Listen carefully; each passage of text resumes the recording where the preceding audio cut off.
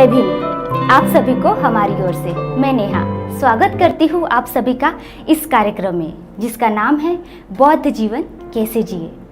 दर्शकों, कार्यक्रम के पिछले भाग में हमने चर्चा की थी प्रज्ञा के प्रकार, जिसमें हमने जाना श्रुत में प्रज्ञा यानी क्या।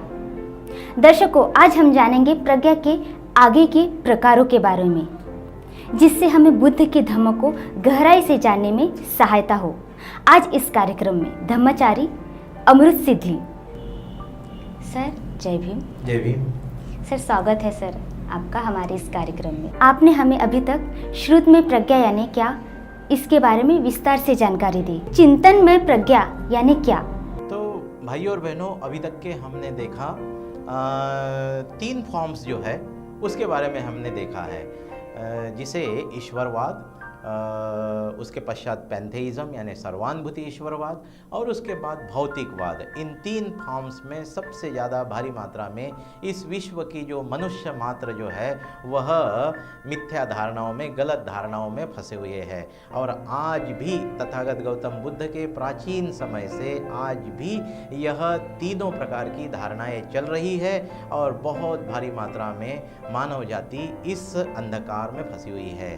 तो भगवान बुद्ध की जो प्रज्ञा जो है वह प्रज्ञा इन 3 मिथ्या धारणाओं में से, गलत धारणाओं में से आपको बाहर निकालने का प्रयास करती है। आप में वह समझ पैदा करती है, अस्तित्व का सत्य दर्शन करने की जो क्षमता है वो आपके भीतर में पैदा करती है। इसलिए भगवान बुद्ध की प्रज्ञा जो है, हमने जैसे कि पहले सुना 3 प्रकार मैंने जो बताए थे, शुरू में जो 3 प्रकार बताए थे उसमें सुतमय प्रज्ञा, पश्चात में चिंतामय प्रज्ञा और उसके पश्चात में भावनामय प्रज्ञा। सुतमय प्रज्ञा को हमने देखा, अभी हम देखते हैं चिंतामय प्रज्ञा को। चिंतामय प्रज्ञा का मतलब बताया गया है कि जैसे यानी कि हमारे मन में जो विचार उत्पन्न होते हैं क्षण क्षण में, हर मोमेंट में, हर यानी क्षण क्षण में हमारे मन में, हमारे चित्त में विचारों की श्रृंखला चलते रहती है। तो इस विचारों की श्रृंखला का उपयोग करते हुए हम किसी यानी शिक्षा को लेकर, अब मान लो कि भगवान बुद्ध ने कोई शिक्षा आपको बताई है, शील समाधि प्रज्ञा यह शिक्षा बताई है, कोई उदाहरण दिया है, जैसा जब भी मैंने एक कहानी बताई है। तो इस प्रकार से यानी किसी यानी बात को लेकर, किसी एक विशिष्ट विचार को लेकर अलग अलग प्रकार से उसको अलग अलग दृष्टिकोण से उसको देखना और उसकी गहराई में जाकर किसी एक नतीजे पर, किसी एक निष्कर्ष पर पहुंचना, उसे चिंतामय प्रज्ञा इस प्रकार से संबोधित किया जाता है, इस प्रकार से उसका मतलब बताया जाता है। इसलिए जो भी हमने सुना है, अब सुनने के पश्चात उसको और गहराई में आचरण में लाने के लिए, समझ लेने के लिए, उसकी गहराई को, उसका भावार्थ जो है वो समझने के लिए हम विचारों का इस्तेमाल करते हैं। और विचारों का इस्तेमाल करके अलग अलग दृष्टिकोण से, जिसे हम लोग एक प्रकार से विचार मंथन भी कहते हैं, यानी हमारे भीतर में, हमारे चित्त में, हमारे मन में, हमारे भीतर में विचारों का मंथन करते हुए, या एक दूसरे के साथ जिसे घर्षण करना कहते हैं, तो एक प्रकार से विचारों का घर्षण कह सकते हैं। तो विचारों का घर्षण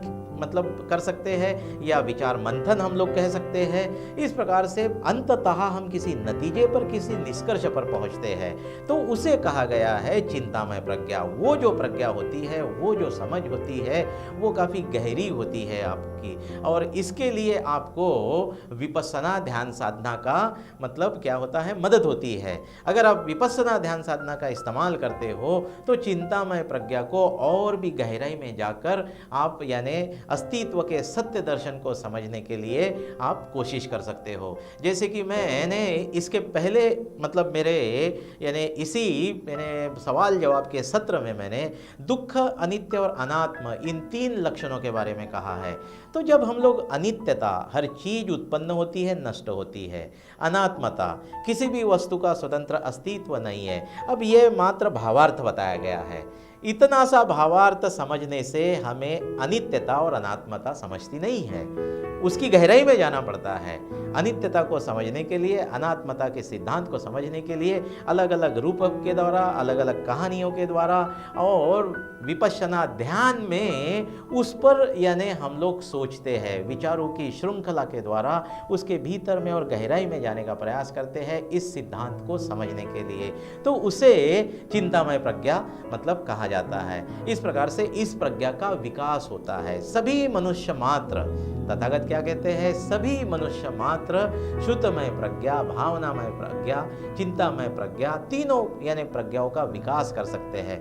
मनुष्य में वह क्षमता है, मनुष्य में वह क्षमता है, इस प्रकार की समझ यानी वो विकसित कर सकते हैं और मेरे जैसे हर स्त्री पुरुष बुद्ध बन सकते हैं, अरहंत हो सकते हैं।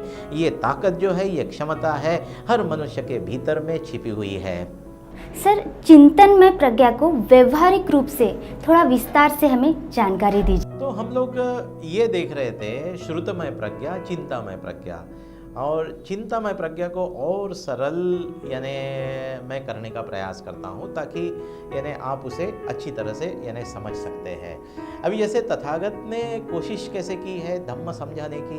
तथागत ने जैसा कि एक चित्र है जिसे भवचक्र कहा जाता है, व्हील ऑफ लाइफ कहा जाता है, उसका सबसे पहला चक्र जो है वह उन्होंने लोभ, मोह और द्वेष, इन तीन मनुष्य के जो नकारात्मक स्वभाव है वो कैसे होते हैं इसे समझाने का प्रयास किया है। तो उसमें उन्होंने चित्रों का इस्तेमाल किया है। तो फिर चित्र बताया, उसमें चित्र मुर्गा बताया, है ना। तो मुर्गा, फिर उन्होंने कहा कि ये मुर्गा कैसे होता है। तो उन्होंने मुर्गे का फिर यानी क्या बताया कि मुर्गा किस प्रकार से बिहेव करता है, उसके रंग कैसे है, उसके पंख कैसे है, उसके यानी सिर पर कैसे लाल तुरा होता है ना। और फिर वह मुर्गा यह दुनिया को क्या करता है, दिखाता है कि इस दुनिया की तरफ मेरा ध्यान है, इस दुनिया की तरफ मैं देखता हूँ, लेकिन वह दिखावा होता है और वो झट से दाने टीप लेता है ना। दाना यानी चुग लेता है। तो दाना चुगना ये उसका लक्ष्य होता है, लेकिन दिखावा करता है कि मैं दुनिया की तरफ देख रहा हूँ। तो इस प्रकार से उसको विस्तार से उन्होंने समझाने का प्रयास किया है मुर्गे के चित्र के द्वारा। तो ये जो प्रक्रिया जो है विस्तार से यानी समझाने की प्रक्रिया जो है, ये वैचारिक प्रक्रिया है, ये विचार है, एक के पीछे एक वैचारिक यानी प्रक्रिया के द्वारा हम यानी उस लोभ, इस विषय को समझने का प्रयास करते हैं कि मनुष्य का लोभ कैसा काम करता है ना। तो मनुष्य का लोभ कैसा काम करता है ये समझाने के लिए तथागत ने उस मुर्गे के द्वारा भाई लोभ कैसा काम करता है ये दिखाया है। हम भी वैसे ही बिहेव करते हैं, हम भी यानी जुबान में दिखाते कुछ और है, बोलते कुछ और है और भीतर में कुछ और होता है। इस प्रकार से यानी सभी जगह में मनुष्य मात्र स्वार्थी होने के कारण, लोभी होने के कारण, अंदर में एक होता है, बाहर में एक होता है, भीतर में अलग होता है, बाहर में अलग होता है, और मनुष्य यह अलग अलग मुखोटे पहन के घूमते रहता है। तो यह उसकी जो प्रवृत्ति है, स्वार्थी प्रवृत्ति जो है, लोभी प्रवृत्ति है, अलग अलग मुखोटे पहन के घूमने वाली प्रवृत्ति है, उसको एक शब्द में बांध देंगे तो उसको लोभ कहा जाता है। लेकिन लोभ ऐसा बताने से समझता नहीं है, तो उसको और भी विस्तार से समझाने के लिए फिर तथागत ने वो प्राणी के चित्र का इस्तेमाल किया कि भाई मुर्गा कैसे होता है, उसके कलर कैसे होते हैं। तो आपका लोभ, आपका स्वार्थ भी ऐसे अलग अलग कलर के जैसा होता है ना। अलग अलग आपके सेल्फ जो होते हैं, जैसे मधुमक्खी का छत्ता होता है, उसमें छोटे छोटे ऐसे घर होते हैं, हर एक मक्खी मधु इकट्ठा करके लाती है और उसमें यानी जमा करती है। इसी पर वो मधु के छत्ते के जैसा हमारे मन का मतलब यानी बात होती है, मन उस प्रकार से होता है। उसमें छोटे छोटे ऐसे जिसे हम सेल्फ कहते हैं, मान लो कि अलमारी है, अलमारी के भीतर में हम लोग ऐसे सेल्फ बनाते हैं ना, उसी प्रकार से मन के सेल्फ होते हैं। तो लोभ एक शब्द से ये सारी बातें समझ में नहीं आती, फिर उसे यानी चित्र के द्वारा सेल्फ कैसे काम करते हैं, स्वभाव कैसे काम करते हैं, आपका स्वार्थी स्वभाव अलग अलग तरीके से कैसे काम करता है, भीतर में क्या होते हो, बाहर में क्या होते हो, मुखोटे कैसे धारण करते हो, यह विस्तार से यानी समझाने की जो विचार श्रृंखला जो है, विचार प्रक्रिया जो है, उसे यानी चिंतन मनन या विचार मंथन, ऐसे शब्द प्रयोग दिया गया है। तो इस तरह से हम यानी चिंतामय यानी प्रज्ञा यानी चिंतन मनन करके हम लोग और गहराई में हमारी समझ विकसित करते हैं, अंडरस्टैंडिंग को विकसित करते हैं। भावना का मतलब होता है विकास करना। भावना इस शब्द का अर्थ बताया गया है, मतलब बताया गया है विकास करना। अब किस बात का विकास करना? भावनामय प्रज्ञा, है ना। तो यहाँ फिर भगवान बुद्ध ये कहते हैं कि मनुष्य को जो मन प्राप्त हुआ है, शरीर के साथ में जो मन प्राप्त हुआ है, उस मन का विकास करना, उस चित्त का विकास करना। एक तरह से जब आदमी पूरी तरह से अरहत हो जाता है, बुद्धत्व को प्राप्त कर लेता है, तब ये कहा जाता है वह भावनामय प्रज्ञा को प्राप्त हुआ। उस समय क्या होता है कि यह उसकी जो नकारात्मक भावनाएं जो होती है, लोभ, मोह और द्वेष, यह तीन नकारात्मक मूल यानी भावनाएं कही जाती है, निगेटिव इमोशन, नकारात्मक भावनाएं, इसको पूरी तरह से वह बदल देता है, इसके बाहर निकल जाता है। तृष्णा जो होती है, लोभ यानी तृष्णा, है ना, सभी प्रकार की यानी आसक्तियाँ, उसमें से वो बाहर निकल जाता है। तो ये जो ट्रांसफॉर्मेशन है, बाहर निकलना यानी बदलाव आना, परिवर्तन आना, नकारात्मकता से बाहर निकल जाना, नकारात्मकता को सकारात्मकता में परिवर्तित कर देना, है ना। तो इस प्रकार से लोभ के खिलाफ में क्या है? दान है। जितना ज़्यादा आप दान इस वृत्ति का विकास करोगे, उतना आप उसमें से बाहर निकल जाओगे। मोह यानी अज्ञान के खिलाफ क्या है? तो प्रज्ञा है ना। और द्वेष के खिलाफ क्या है? तो मैत्री है। तो दान, मैत्री और प्रज्ञा, इन तीन यानी बुद्ध गुणों का विकास करना यानी सकारात्मकता को प्राप्त करना, पूरी तरह से मन को यानी बदल देना, नकारात्मकता को बदल देना, इसे कहा गया है मन का विकास करना, चित्त का विकास करना और अरहंत पद को प्राप्त करना। जब सही मात्रा में अरहंत पद को मनुष्य प्राप्त होता है, तब वह भावनामय प्रज्ञा को प्राप्त कर लिया उसने, ऐसा कहा जाता है। और इसलिए ऐसा भी कहा जाता है कि मनुष्य जो है यह मात्र भावनाओं का पुतला है। सबसे ज़्यादा हमारे पर मतलब यानी नियंत्रण हमको जो करती है, तो हमारी भावनाएं नियंत्रण करती है। बुद्धि से भी ज़्यादा मनुष्य को भावनाएं नियंत्रित करती है। इसलिए भगवान बुद्ध ने जोर दिया कि यानी इमोशनल ट्रांसफॉर्मेशन यानी भावनिक यानी परिवर्तन यानी बुद्धत्व की दिशा में बढ़ना, अरहंत होने की दिशा में बढ़ना, मन का विकास करना यानी चित्त का विकास करना। इस तरह से यानी तथागत गौतम बुद्ध भावनामय प्रज्ञा के बारे में बताते हैं। और बाबा साहब इसे कहते हैं, बाबा साहब इसको और थोड़ा सा बहुत अच्छे तरीके से समझाते हैं। बाबा साहब कहते हैं कि यह प्रज्ञा जो होती है, यह प्रज्ञा यानी पूर्णत्व को यानी कंप्लीट यानी जैसे चंद्रमा होता है, चंद्रमा यानी थोड़ा थोड़ा करते हुए हर दिन थोड़ा थोड़ा यानी बढ़ते हुए क्या होता है, पूर्णिमा के दिन पूरा हो जाता है, संपूर्णता को प्राप्त होता है, पूर्णत्व को प्राप्त होता है। इसी प्रकार से बाबा साहब भी कहते हैं कि प्रज्ञा को पूर्णत्व शील के द्वारा प्राप्त होता है। अगर शील नहीं है साथ में, तो प्रज्ञा को पूर्णत्व प्राप्त नहीं होता है। शील छोड़कर जो प्रज्ञा होती है, मात्र प्रज्ञा होती है, शील नहीं है, तो इस प्रकार की प्रज्ञा जो है वह भयकारक होती है। इस प्रकार की प्रज्ञा मनुष्य के यानी कल्याण के लिए अहितकारक होती है, मनुष्य जाति का नुकसान कर सकती है। इसलिए बाबा साहब ने क्या कहा है, जब बाबा साहब 26 अलीपुर रोड दिल्ली में रहा करते थे, तब एक समय लगभग मतलब पीएचडी के कुछ छात्र थे, वह स्कॉलर जिसे कहा जाता है, पीएचडी के छात्र बाबा साहब को जाकर मिलते हैं और कहते हैं कि बाबा साहब हमको आपका जन्मदिन सेलिब्रेट करना है और जन्मदिन के उपलक्ष्य में आप हमें उपलब्ध होना चाहिए एज ए चीफ गेस्ट करके। तो बाबा साहब कहते हैं कि मैं इसे मतलब मुझे यह पसंद नहीं है ना, मेरा सिलेब्रेशन, बाबा साहब का सिलेब्रेशन, व्यक्ति पूजा मुझे यानी पसंद नहीं है। इसलिए बाबा साहब कहते हैं कि ज़्यादा अच्छा होगा तथागत गौतम बुद्ध का जन्मदिन आप सिलेब्रेट करें, वैशाख पूर्णिमा जो है बुद्ध जयंती वो आप सिलेब्रेट करें, और मैं उसके लिए आपको यानी समय दूंगा और उसके लिए मैं कुछ आपका प्रबोधन भी करूंगा। और उस कार्यक्रम के अंतिम लाइनें अगर आप देखते हैं तो बाबा साहब बताते हैं, जो मैंने कहा कि अगर शील नहीं है, तो शील छोड़कर जो प्रज्ञा होती है वह प्रज्ञा मनुष्य जाति का अहित करती है, कल्याण नहीं कर सकती है। इसलिए कल्याणकारक होने के लिए प्रज्ञा के द्वारा मनुष्य जाति का हित होना चाहिए, इसके लिए शील मदद करता है। इसलिए बाबा साहब कहते हैं कि प्रज्ञा के साथ में शील होना जरूरी है, अदरवाइज यानी प्रज्ञा जो है अहित कारक है।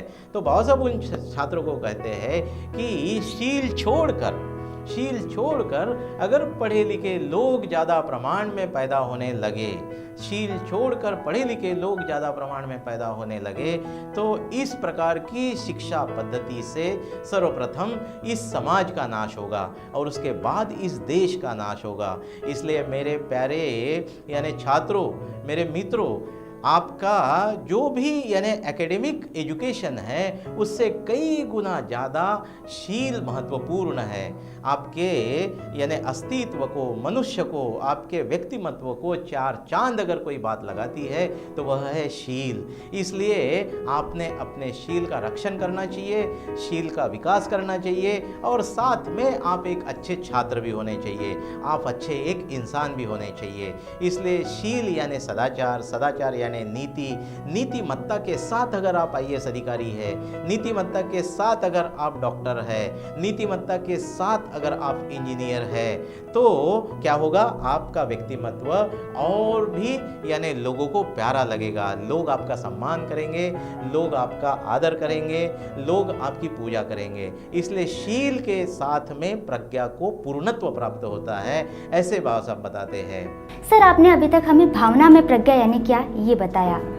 भावना में प्रज्ञा को संक्षिप्त में व्यवहारिक रूप से हम कैसे जानेंगे? हम लोग ये कोशिश करते हैं कि भावनामय प्रज्ञा को, चिंतामय प्रज्ञा को और श्रुतमय प्रज्ञा को यानी कैसे इसका व्यवहारिक जीवन में उपयोग करें, है ना, यह है। तो एक छोटा सा किस्सा मैं यानी प्राचीन समय का किस्सा बताता हूँ, जो व्यवहारिक तरीके से कैसे हम इसका उपयोग करके अपने मन को, अपने चित्त को यानी विकसित कर सकते हैं। तो क्या होता है कि प्रज्ञा जो होती है यानी प्रज्ञा से मात्र यानी आप देखते हैं ऐसा नहीं है, अस्तित्व का सत्य दर्शन करते हैं ऐसा ही नहीं है। सत्य दर्शन तो होता है, आप तो देखते हैं, विश्व का सत्य स्वरूप देखते हैं, आप दुख, अनित्य, अनात्मता को देखते हैं, आप ईश्वरवाद के ऊपर निकल गए हैं। यहाँ तक कि प्रज्ञा आपको मर्यादित नहीं रखती है। तो देखने के बाद वह क्या करती है, करुणा विकसित होती है और प्रज्ञा के द्वारा देखने के बाद वह मदद करने के लिए आगे बढ़ती है। इस तरह से एक उदाहरण मैं देना चाहूँगा, वह है किस्सा गौतमी का उदाहरण। जब किस्सा गौतमी का बेटा यानी मर जाता है ना, तो उसको यकीन नहीं होता है कि ऐसा कुछ होता है ना, तो वो पूरे गांव में घूमती है, बेटे को लेकर घूमती है, वो यकीन ही नहीं करती कि ऐसा कुछ है ना। जब वो पूरे गांव में घूमती है उसे कोई भी मदद नहीं मिलती है, सब लोग बताते हैं और वो पागलों के जैसा घूमते रहती है। अंततः उसे कोई बताता है कि भाई भगवान बुद्ध आपको इसकी कुछ यानी दवा दे सकते हैं, और फिर वह किस्सा गौतमी भगवान बुद्ध के पास आती है और भगवान बुद्ध कहते हैं कि हाँ ठीक है, कोई बात नहीं, मैं इसे दवा दूंगा, मैं इसे दवा दूंगा। और फिर वह पूरी तरह से शांत हो जाती है। जैसे ही सुनती है कि मेरे बेटे को दवा मिलने वाली है और मेरा बेटा हो सकता है जीवित हो जाएगा, ये आशा उसके भीतर में पैदा हो जाती है। और उसके बाद फिर वह भगवान बुद्ध से सुनती है। भगवान बुद्ध बताते हैं कि इस गाँव में जाकर, हर घर में जाकर आप दवा के लिए मुट्ठी भर सरसों लेके आए, लेकिन एक शर्त है कि जिस घर में कोई भी मृत्यु को प्राप्त नहीं हुआ है ऐसे घर से सरसों लेके आए। अब उसे तो उसका बेटा चाहिए रहता है, वह घूमने लगती है, घर घर जाती है और पूछती है। हर घर में सरसों उपलब्ध होती है, लेकिन कोई भी ऐसा घर नहीं होता है कि जिस घर में कोई मृत्यु को प्राप्त नहीं हुआ है। जब वो पूरा गांव ढूंढ लेती है तब उसे अपने आप सत्य का साक्षात्कार होता है। व्यवहारिक जीवन में तथागत ने क्या किया, बड़े बड़े सिद्धांत नहीं समझाए। किस्सा गौतमी को दुख, अनित्य, अनात्म यह सिद्धांत नहीं समझाया। तो किस्सा गौतमी के स्तर पर आकर, एक आम आदमी के स्तर पर आकर भगवान बुद्ध ने वो जो उपाय कौशल्य कहा जाता है जिसे, इस उपाय कौशल्य के द्वारा उसे यानी सत्य का साक्षात्कार करने के लिए मदद किया। बात आ रही है ध्यान में? यानी प्रज्ञा जो होती है वह इस प्रकार से मात्र देखती नहीं है, तो प्रज्ञा करुणा के द्वारा सत्य का साक्षात्कार हर व्यक्ति को करा देने के लिए उसके स्तर पर जाकर उसे यानी उस स्तर पे ऊंचा उठाने का कार्य करती है। तो जब किस्सा गौतमी को पूरा गांव ढूंढने के पश्चात पता चल जाता है कि यह एक आम बात है, हर कोई जन्म लेता है वह नष्ट होता है, ये व्यवहारिक यानी जो तत्व जो है व्यवहारिक ढंग से मृत्यु का तत्व जो है यह आम बात है, एक लोक प्रकार है। हर चीज उत्पन्न होती है, नष्ट होती है। इतना बड़ा सिद्धांत तथागत ने बहुत ही व्यवहारिक स्तर पर आम आदमी को, किस्सा गौतमी को इस कहानी के द्वारा हम देखते हैं कि कैसे समझाया। उसके बाद किस्सा गौतमी लौटती है, पूरी तरह से शांत हो जाती है और फिर किस्सा गौतमी भगवान बुद्ध को याचना करती है, परिव्राजक बनती है और परिव्राजक बन के वह भी भगवान बुद्ध के जैसा अरहंत पद प्राप्त करती है, सत्य का दर्शन करती है। तो व्यवहारिक तरीके से हम हर किसी बात को इस तरह से श्रुतमय प्रज्ञा, चिंतामय प्रज्ञा और भावनामय प्रज्ञा के द्वारा हम समझ सकते हैं और हमारे मन को नकारात्मकता से बाहर निकाल सकते हैं, सत्य का साक्षात्कार कर सकते हैं। यह ताकत जो है इस प्रकार की वैचारिक श्रृंखला में है। तो मुझे लगता है कि इतना यानी श्रुतमय प्रज्ञा, चिंतामय प्रज्ञा, भावनामय प्रज्ञा को समझने के लिए पर्याप्त है। जय भीम, नमो बुद्धाय। दर्शकों, चिंतनमय प्रज्ञा और भावनामय प्रज्ञा के बारे में विस्तार से जानकारी हासिल करें ताकि हमें बौद्ध जीवन जीने में सहायता हो। बुद्ध जीवन जीने के लिए ये थी आज की जानकारी। नई जानकारी के साथ हम फिर मिलेंगे इसी कार्यक्रम में जिसका नाम है बौद्ध जीवन कैसे जिए।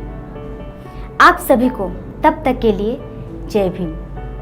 आज के विषय पर अगर आपके मन में प्रश्न है तो आप हमें पूछ सकते हैं। हमारा पता है बौद्ध जीवन कैसे जिए, lord Buddha TV, flat number 304, Prathamesh Vihar, Ashok Chowk, Nagpur, pin code 440024। हमारा ईमेल आईडी है buddhajivan@gmail.com।